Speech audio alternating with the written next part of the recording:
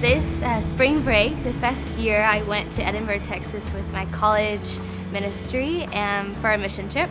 We would go to the parks in the evening and share the gospel with people, do dramas and such. And on the bus ride over, one of my friends was asking God what he wanted to do that night. And he said that he wanted to heal someone's deaf ears to be able to hear again.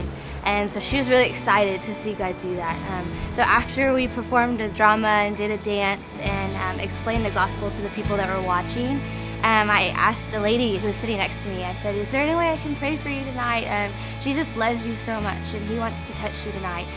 She pulled in really close as if she couldn't hear me, and I asked her if there was anything that was going on, and she said she couldn't hear in her ears.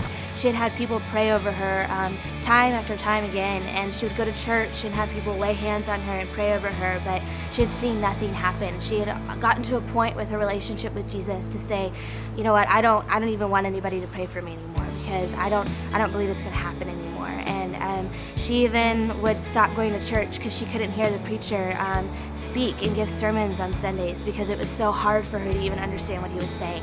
She pulled in really close to me whenever I would say anything to her and asked me to repeat it several times because there was no way for her to be able to understand what I was saying. So I asked her if we could lay hands on her and we could pray for her one more time, and so she said, yes, of course we can. So I called my friend over who had heard God say that he was going to heal the deaf that night. And we had her lay hands, and she was full of faith to believe that God was going to do it.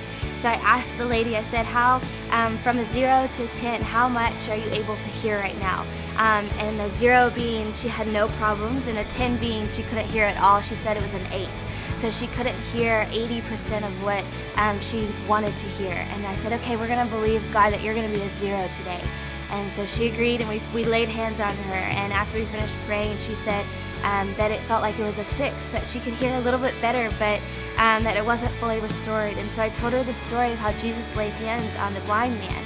And he laid hands on him first, and all he could see was trees. And then he laid hands on him again, and his eyes were fully restored. He could see everything. And as I was telling the story to her, I was just communicating the heart of God and the love of God over her. She started weeping and bawling in front of us, and she said, it's a 0, it's a 0, I can hear perfectly clear. And her daughter and her son were there to get to experience it with her, to see her ears get fully restored. She was weeping and weeping and weeping. She didn't have to ask me to repeat it anymore because she knew everything that it was saying. She knew exactly, she could hear from far away. She was sitting down, I was standing up, and she could hear what I was saying. And she said it had been so long since she had been able to hear that clearly before in her entire life. So it was amazing to see the power of God come and move, and for him to speak it beforehand and see him come through with his promise to be faithful to us even when we're faithless.